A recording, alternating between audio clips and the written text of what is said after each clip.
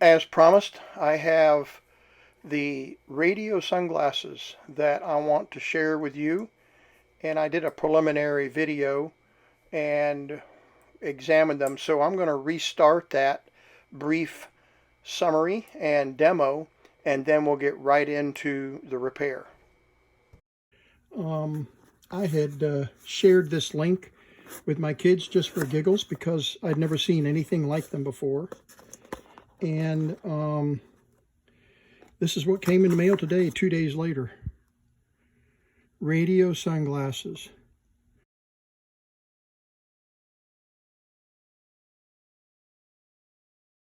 But these are in beautiful, beautiful condition. They are just regular sunglasses. The lenses are in perfect condition. And here's the earphone and the volume, on, off, and volume. And then the battery clip snaps here. I got to take that, be careful with that. I got to figure out what kind of battery it takes. And then the tuner is right here. And then there's a wire between the two edges. So don't have any idea what kind of speaker it has. But we're going to pop a battery in there and we're going to see if I have a button cell here. Sorry for the trash on the bench. I'm working on a fan motor for a good guy. Anyway, I've got a battery that may work. It's a 1.5, 1.4, 1.5 button cell, and that's what this takes according to the instructions. So we're going to try that, see if we can get any audio out of it. I'm going to set the battery in there, and I don't know. I'm going to put them on, or at least put the earplug in. Okay, got the battery closed, but yeah, we're not making very good contact. That's not the exact battery, so it's not going to fit just perfectly. So what we can do is put in a external power supply here. So this would be the positive strip. I'm actually tempted to pull this screw out and pull that off so I don't break this terminal. Let's see if I can get this off here. There we go. Okay. Let's pull that off. That way we're not destroying something, because this is not in the right place anyway. This should be up inside there like that so that it comes out. It wasn't popped in the right connection there. So we'll clean that chrome up, and but we can hook our positive to this terminal right here and our negative to this. There's a little bit of corrosion in there, but I don't think it's too bad. And then we'll listen on the earbud if we can hear any crackling or popping. Yeah, we have 0 milliamps draw. I'm assuming we're making connection here.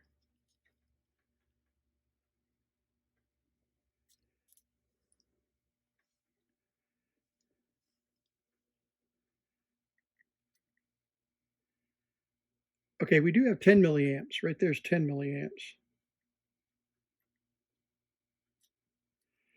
Okay, I'm going to try to do this off camera. And we've got one side open, and got the driver here, speaker driver, 2 transistors, a resistor on the volume control with a disc capacitor. This has been fiddled with here. Let me zoom in here. But there is some corrosion there, and as Steve mentioned, that could be some mercury issues there. We'll have to be careful with that. Most likely these Riken caps are bad, and I don't know what's on the other side. There's probably two output transistors here, and we still do have some scratchy noise. I don't know what's underneath this heat shrink right here, probably a resistor. And we won't know what that value that is unless we pull that heat shrink off. But let's just check these transistors right, or excuse me, these capacitors right here to see if they're open. Both of these capacitors test open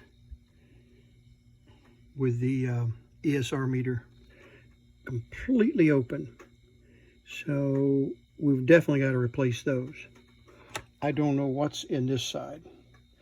We've got the local oscillator and probably another transistor and a diode in this side. But let's start with replacing these two caps. I don't have any axial lead, so we'll have to make radial lead caps work. And they are both 3 microfarad. So we'll put two 3.3 microfarad caps in there. I think I have some of those up here. My stuff is in a little disarray. Yeah, but I'm pretty sure I've got those caps right here. We'll check it out. We've replaced the two bad caps in the audio board, and I've got the external amp hooked up to the speaker driver or whatever it is, and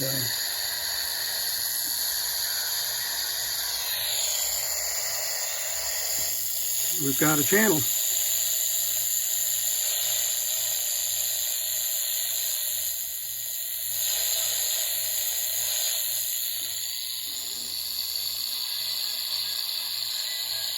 Yeah, and I'm buried down here on this bench, so I can't imagine why I'm getting anything.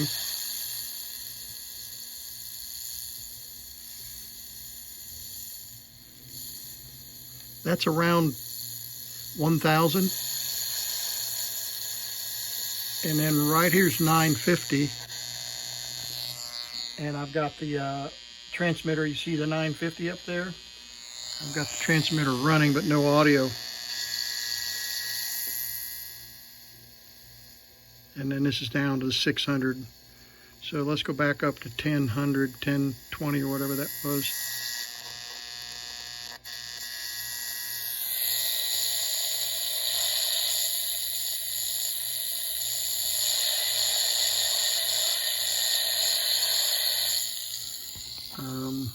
You got the one side put back together and the other side just opened. I don't know what we're getting into here. We've got a ferrite core here, looks like, for the antenna. We've got a tuning capacitor. We've got a RF amplifier. I'm pretty sure that's what that is. Single RF, and it said it was a 3 transistor. I don't think there's anything else under here. Let's see if we can lift this off. Yeah, it doesn't look like there's anything else underneath that ferrite core. Nope. So there's no caps to replace there. I do have a signal. I got a signal working. The battery connection was really temperamental, and I could get it with a power supply, but I could not get the battery connection to work. So I finally kind of redid the whole thing, and I've got it working now. It's very faint. The signal is very faint. Of course, we're in the middle of another storm. I just heard this morning, another solar storm. So we can't expect too much. But it could be that we have a transistor that's a little weak. But again, we only have one RF amp. So what would we expect from that? You know, most of these transistor radios have at least 2, some 3. And I think that diode right there is the rectifier diode that converts the audio, strips the audio off of the IF. So it all seems to be in place and everything's hooked up that I can tell. So I'm going to just assume that this thing is not a high performer, and that we're going to accept the fact that we can get 2 radio stations here in the shack and maybe 2 or 3 outside. We'll just leave it at that. I'm going to try to get this put back together, but I did want you to be able to see the inside and of the 1959, 1960, 1961. Anyway, there we go. That's the right side of the radio. So there's 2 audio amplifiers in here that go directly to the volume control and speaker, or driver, I guess we'd call it. And then we've got the power coming from the power going around to the tuning capacitor and the RF amplifier, and there's a diode in there as well. All right, I'll hook up the, I heated the tube just so I could get this in my ear. This plastic was a little bit stiff from age. It's only 50 years old, so 65 years old, whatever. So I bent that and it fits better in the ear. I've got it turned up, not full volume, but we've got the little speaker here and the microphone. And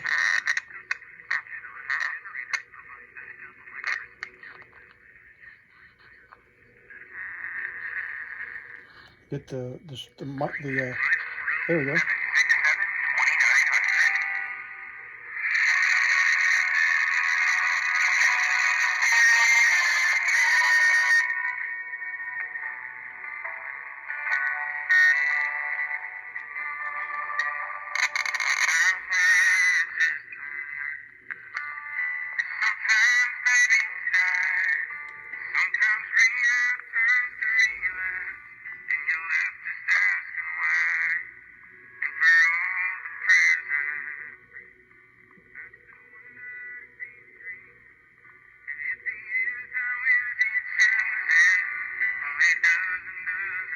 The sensitive tuning.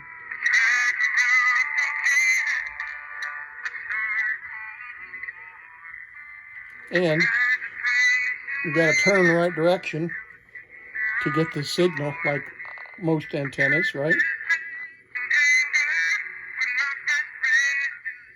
So there you go.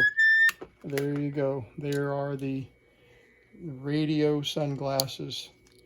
And aren't they something else? I know you guys would appreciate that. This has got to be one of the coolest radios in my collection. So, all right, well, we're on back to the Zenith Royal D14s. Got one of them working finally. I'm so thrilled. Working on the second one. It's still giving me some trouble.